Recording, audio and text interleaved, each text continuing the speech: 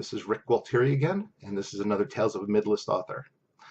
This is going to be my first video talking about marketing. Definitely not my last. You really can't talk about the entirety of online marketing in 5 or 10 minutes. But today what I want to do is start off with some of the basics, and in this case, talk about Facebook and Twitter.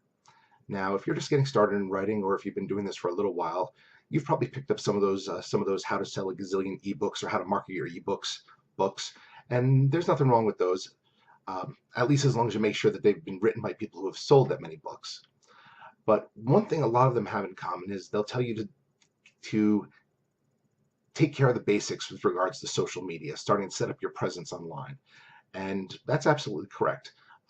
Chances are you want a Facebook page, and I don't mean a personal page. I mean you want a professional page on Facebook. You set that up separate. You don't get friends on those pages. You get likes, but you also get additional things. You can market to those pages differently. You also get additional stats on those pages to help out, and you also probably want to set up a Twitter account. Here's where I want to talk about some things that I see a lot of authors doing with both of these, and quite frankly, doesn't really help. So first, let's talk about Facebook. Facebook, you'll see a lot of people say, hey, like my page, I like yours. Hey, please like my page. Hey, please do this. The thing about Facebook is, at least right now, because it's constantly changing, you know, in a month, this post might be outdated. But right now, quantity means nothing on Facebook. It's all about engagement. So you could go out there and have like a like party with your fellow authors and say, hey, you know, I got 10,000 people who like my page. And then when you post something, you'll notice that 3 people saw it.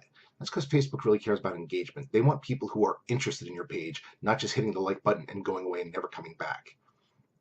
That's why you'll see, like, you know, authors out there, you know, maybe they're mid-listers, maybe they're like, maybe they're lower tier, maybe they're higher tier. They'll have tens and tens of thousands of people on there, and then they'll complain that, well, my last post only reached 10. Well, that's because those are not real likes. Those are not real fans. There's no engagement going on there. When they post something, either nobody's reading it or nobody's commenting on it. What you really want to do is go for the lower numbers and go for people who actually care about your stuff. I typically only advertise my Facebook page in the back of my books.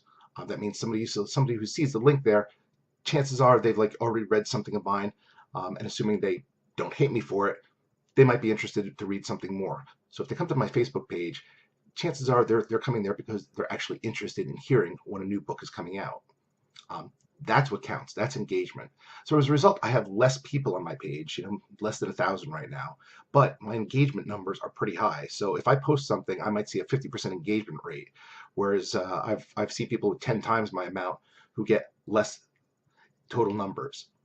So once again, engagement. You want to, like, you know, get true people on your page because that counts. Numbers, it's an ego thing. Hey, I have 50,000 likes on my Facebook page. Well, guess what? If they're all bots, all fellow authors, all people who don't care, it doesn't really mean anything.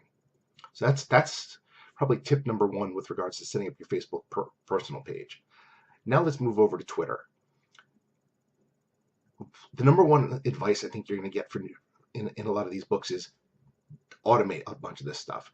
You can only automate so much because Twitter is continually changing their rules, but they're going to tell you, okay, use a program like TweetAdder, use a program like Tweetbee, to really just get, like, you know, bulk follows. And there's kind of a science to it. You know, you follow a bunch of people, you see how long it takes them to follow you back. If they don't follow you back after that time, you clean it out, you move on. Nothing wrong with that. It's definitely a decent way to, like, you know, meet new people and such, get like followers, follow new people. But where they go a little nuts though is with the spamming on on Twitter. They'll tell you, a lot of these guys will say, hey, set up automated tweets. There's nothing wrong with automated tweets. I'm not a big fan of them, but I did use them early on when I started. I've since moved away from them. If you are on my Twitter feed, everything I post, no matter how stupid, is actually coming from me. But there's no issue with that, because automated tweets let you tweet at times when you're out, you're asleep, you don't necessarily have time. The problem is a lot of people overdo it. So, you know, 1 tweet every hour and a half, you know, saying, hey, you know, here's a little bit about my book. Nobody's going to have a problem with that. A whole ton of tweets, like every 5 minutes, of like, buy my book, buy my book, buy my book. That just becomes spam. It becomes white noise. But also what it tells people is you're not real. And that's the other thing on Twitter where you're going to see traction. Twitter is not about buy my book. Too many people use it for that. Twitter is about building relationships. The one thing I'd say you want to do on Twitter is be real. At least make the majority, over 50% of your tweets, be about you. Now, what do you tweet about? That's up to you. I would just say try to be interesting. My tweets are typically stream of consciousness, whatever stupid thought pops in my head at the time. And honestly, I have a lot of fun with that. I also look through my timeline to see people who have posted, and I reply to them. Start up conversations. One, it's a much better way to get people to pay attention. But two, it's just cool to meet new people. It winds up being a lot of fun. And also, you don't wind up looking like just a spammy asshole bot. Who's never there, who's just tweeting buy my book. When somebody replies to you, you don't respond because you're actually not there. You're not a real person. That's really not going to get you very far on Twitter. The only thing I will say, there are exceptions to the rule. The exception there is if you're going to do something like that, be different. Look at what everybody else is doing and do your own thing. I know at least one author. He does a lot. He does a lot of spamming. He's pretty upfront about that. But something, his tweets are pretty clever. They're they're different. They're somewhat offensive sometimes, but they're not just saying buy my book. They're basically kind of giving you almost a little mini tale involved to make you say, okay, this guy has a personality. So once again, if you must do this, which I really prefer you don't, being a real person is much cooler, but at least be different. Be your own person. Don't just do what everybody else is doing, because that's white noise and you won't get anywhere. So that's kind of my first foray into marketing. As I said, there will be more, but make of it as you will.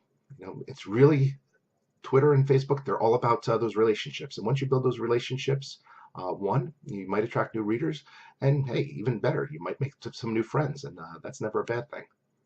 So once again, this is Rick Gualtieri, Tales of a Midlist Author, and I hope to speak to you soon. Thanks.